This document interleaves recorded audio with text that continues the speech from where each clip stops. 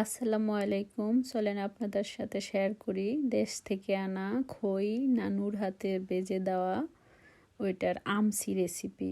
আমাদের বোলাতে এটাকে আমসি বলে, আমি জানি না আপনাদের এলাকাতে কি বলে, যার যার এলাকাতে বিভিন্ন নাম হতে পারে।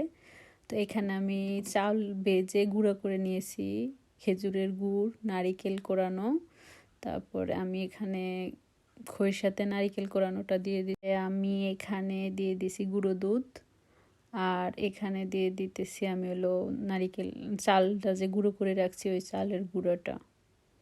তারপরে এখানে আমি দিয়ে দিছি খেজুরের গুড়, মিষ্টিটা পরিমাণ মতো, আপনারা যে যেরকম খান ওরকম। আমাদের এলাকাতে আরও অনেক কিছু দেয়, তিল, তারপরে তিসি, সব কিছু একসাথ করে গুঁড়ো করে তারপরে দেয় এই আমচিটার ভিতরে, অনেক মজায়। আর এখন আমি এটাকে ভালোভাবে নেড়ে চেড়ে নিচ্ছি। নেড়ে ছেড়ে তারপরে আমি এটার সাথে লিকুইড দুধ দিয়ে তারপরে হলো আমি এটাকে মিক্স করবো আর কি। আর এই খইগুলো 2022 সালে আনা। আমার জন্য বেছে টেছে রাখছিল, ওনারাও খাইছে, আমার জন্য একটু রাখছে যে তুমি পরে একা খায়ও। আমি ওইটা ওই কোটাতে রেখে দিছি, অনেক ভালো ছিল। তো এখন আবার আমার বাসুরের মেয়ে জামাই আসছে, বলতেছি যে ওদেরকে খাওয়ায়, ওরা অনেক খুশি হবে। ওরা অনেক খুশি হয়েছে, অনেক ধন্যবাদ দিছে যে অনেক মজা হয়েছে। তো এখানে আমি সার্ভ করার জন্য একটু গুঁড়ো দুধ দিয়ে নিচ্ছি। খাবারটা অনেক অনেক মজা হয়েছে। আমাদের একটা সন্ধ্যার চা পার্টি ছিল। তো এখানে আমি আবার ছোটোবেলার মতো চিপস বাজা নিতেছি। চিপসগুলা ইন্ডিয়ান দোকান থেকে আনা।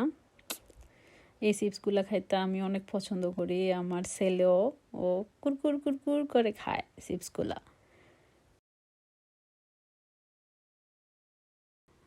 এখানে চিপসটা ভাজা হয়ে গেছে, এর সাথে আমি দিয়ে দিছি হলো চিনি। চিনিটা পরিমাণ মতো, চিনি না দিলেও এটা একটা কেতলির ভিতরে ঢেলে নিচ্ছি। আর হলো আমি এক্সট্রাভাবে আবার 3 চামচ গুঁড়ো দুধ দিয়ে নিচ্ছিলাম টেস্টটা ভালো হওয়ার জন্য চায়ের। আর এটাকে ভালোভাবে মিক্স করে নিচ্ছি। আমার চা রেডি, এখন সার্ভ করার পালা।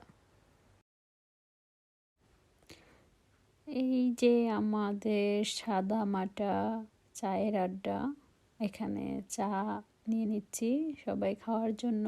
এখানে চিপস আর হলো আমসি আর বিস্কিট ছিল। এই পর্যন্তই, আল্লাহ হাফেজ, আসসালামু আলাইকুম।